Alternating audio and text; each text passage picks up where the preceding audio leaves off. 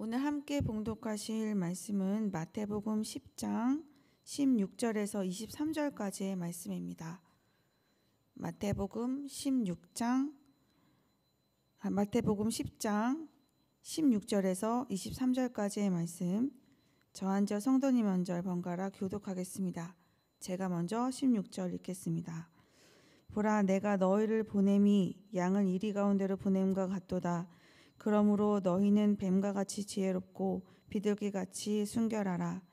사람들을 삼가라. 그들이 너희를 공회에 넘겨주겠고 그들이 회당에서 채찍질하리라. 또 너희가 나로 말미암아 총독들과 임금들 앞에 끌려가리니 이는 그들과 이방인들에게 증거가 되게 하려 하심이라. 너희를 넘겨줄 때에 어떻게 또는 무엇을 말할까 염려하지 말라.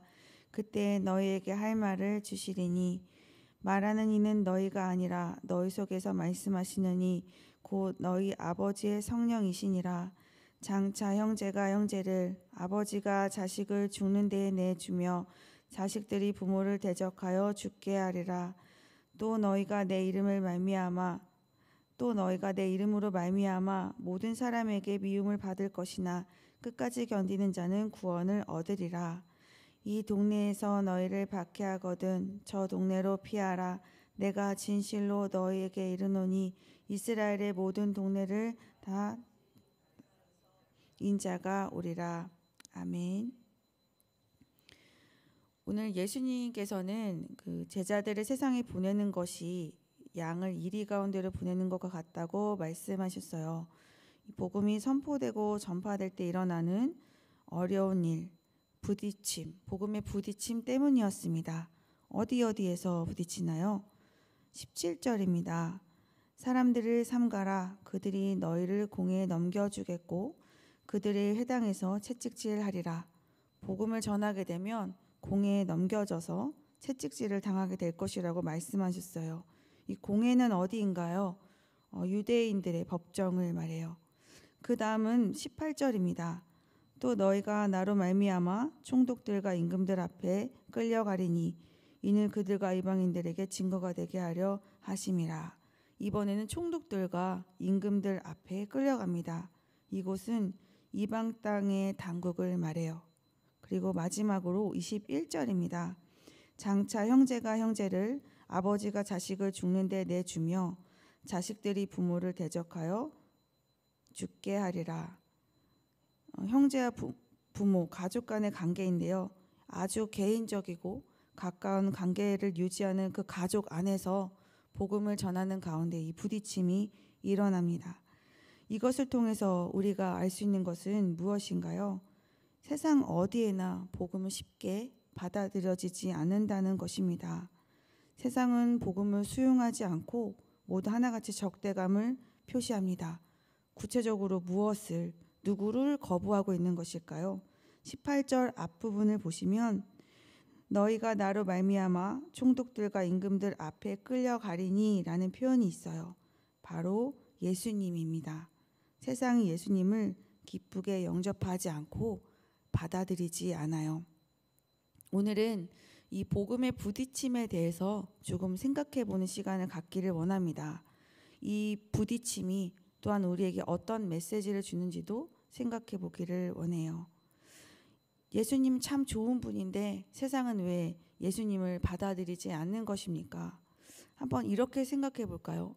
만약 복음과 세상이 서로의 일부였다면, 만약에 복음과 세상이 하나였다면, 혹시 둘이 같은 성격의 것이었다면, 복음과 세상이 같은 목적지를 향하여 같은 방향성을 가지고 있었더라면, 그리고 근본적으로 같은 뿌리를 두고 그것으로부터 비롯된 것이었다면 복음과 세상이 이렇게까지 부딪혔을까요? 그렇지 않다는 것이죠. 그렇지 않기 때문에 복음과 세상은 부딪히고 있어요. 서로 다른 세계가 만나는 그 지점에 예수님의 제자들이 복음, 그리스도의 이름을 들고 서 있는 거예요. 이 충돌과 모든 거부 반응이 일어나는 소용돌이 한가운데 서 있는데요. 제자들은 이런 소용돌이 가운데 서 있는데 우리는 어떤가요? 복음이 세상과 부딪히는 이 부딪힘이 우리에게 무엇을 생각해 보게 하는지 조금 더 생각해 보도록 하겠습니다. 먼저 우리가 살고 있는 시대가 어떤 시대인지를 생각해 보았으면 좋겠는데요. 지금 마태복음에서 예수님께서 이 말씀을 하시는 이 시대는요, 사도행전에서 스데반이 복음을 전하다가 순교하는 때이고, 사도 바울이 목숨을 무릅쓰고 복음을 전하는 때입니다. 모든 사람들이 알아차릴 정도로 세상이 확실하게 복음을 거부하고 있는 시대이죠. 우리가 살고 있는 시대는 어떤가요? 내가 내 발로 교회에 걸어갔을 때 누군가가 나를 공회에 잡아 가지고 가나요? 누군가가 나를 데리고 임금들과 총독들 앞에 세우던가요? 아니면 나와 함께하는 가족들이 나를 죽일 정도로 교회에 가지 못하도록 나를 막고 있나요? 그런 일들이 사실 쉽게 일어나지는 않아요. 그렇게 강렬하게 반응하지는 않습니다. 오늘 예수님께서 하신 이 말씀이 우리와 약간 거리감이 있다고 느껴지는 이유가 바로 우리가 이런 시대에 살고 있기 때문이에요. 어쩌면 이 시대는 복음의 힘을 잃어버린 시대일 수도 있습니다. 우리가 복음의 참된 가치를 세상에 보여주지 못했기 때문에 일어나는 현상일 수도 있어요. 힘이 없고 능력이 없는 것 같이 느껴지는 복음과 세상은 더 이상 싸우지 않습니다. 그냥 두어도 복음이 스스로 무너지고 있기 때문이죠. 조금 더 가까이에서 생각해 볼까요? 만약에 복음이 내 안에 들어와서 복음의 제대로 된 역할을 감당하고 있다면 내 안에서 어떤 일들이 일어날까요? 내 내면 안에서, 우리의 내면 안에서 이 수많은 갈등과 끊임없는 선택의 고민을 우리가 아마 하고 있을 것입니다. 우리 안에는 복음뿐만 아니라 다른 것들도 들어있거든요.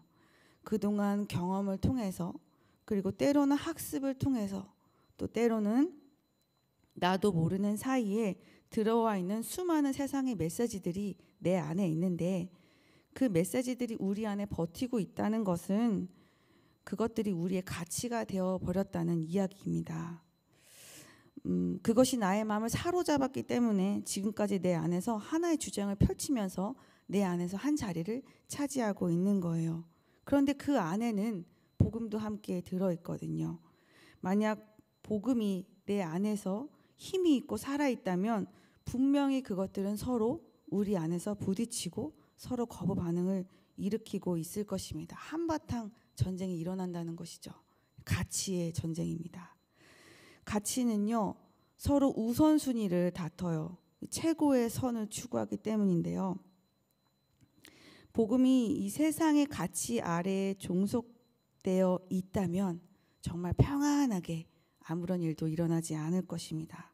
그러나 복음의 가치가 내 안에 최고의 왕자의 자리를 차지했다면 오늘 예수님께서 말씀하신 대로 예수님을 거부하는 세상이 이렇게 충돌을 일으키는 것처럼 내 안에서도 그런 충돌이 일어나고 있을 것입니다.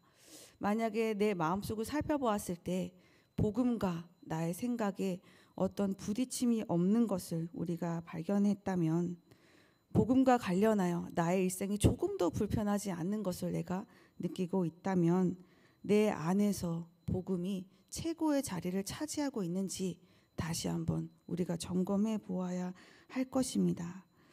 하나님께서 우리에게 주시는 그 평안과 이 안일함은 다른 종류의 것입니다. 그렇다면 우리 안에서 최고의 가치의 자리를 차지해야 하는 그 복음의 이야기는 무엇입니까? 우리가 그동안 마태복음에서 살펴본 이야기들이 있죠. 예수님께서 그 범위와 그 정도를 확장해 놓으셔서 우리가 정말 지킬래야 지킬 수 없었던 그 법들, 그리고 쉽게 갈 수 없는 좁은 길과 좁은 문으로 가는 그 길, 그리고 예수님의 그 십자가의 도를 따르는 그 길, 그 가치들이 우리 안에 있는 세상에 준 가치들보다 더 높은 곳에 힘 있는 자리에 있기를 소망합니다. 어떻게 하면 좋을까요? 다시 힘을 내어서 이 마음의 밭을 기경할 수 있을까요? 기경한다는 것은 쓸 수 없는 밭을 다 갈아엎어서 다시 씨앗을 뿌리고 밭의 기능을 할 수 있도록 만든다는 것이죠. 내 마음이 복음에 더 민감하게 반응하고 힘을 쓰고 애써서 복음을 내 안에서 세워갈 수 있는 일을 할 수 있으려면 우리가 어떻게 하면 좋을까요? 오늘 우리가 읽은 말씀은 제자들에게 예수님께서 복음을 전하다가 어려운 일을 만났을 때 좀 지혜롭게 대처하는 방법에 대해서, 그것들을 이기는 방법에 대해서 말씀해 주신 것인데요. 또 우리의 상황에서도 적용해 보면 좋을 것 같습니다. 16절에서 22절까지의 말씀을 길지만 제가 읽어드릴게요. 보라, 내가 너희를 보냄이 양을 이리 가운데로 보낸가 같도다. 그러므로 너희는 뱀같이 지혜롭고 비둘기같이 순결하라. 너희를 넘겨줄 때에 어떻게 또는 무엇을 말할까 염려하지 말라. 그때 너희에게 할 말을 주시리니 말하는 이는 너희가 아니라 너희 속에서 말씀하시는 이 곧 너희 아버지의 성령이시니라. 22절입니다. 또 너희가 내 이름으로 말미암아 모든 사람에게 미움을 받을 것이나 끝까지 견디는 자는 구원을 얻으리라. 우리 안에 들어와서 이 자리를 잡게 되는 모든 생각과 가치에 대해서 이 무분별하게 세상이 제시하는 그 기준을 우리 안에 넣어둘 것이 아니라 지혜, 구별된 순결함으로 분별할 것을 예수님께서 말씀하고 계십니다. 그리고 또 우리 안에서 계속 함께 하시며 말씀하시는 그 성령님과의 교제가 있기를 원하는데요. 성령님께서는 이 우리의 지혜와 분별력과 순결함을 가지고 우리 안에 이 내면의 세계들을 우리가 잘 정돈하고 관리할 수 있도록 도와주실 것입니다.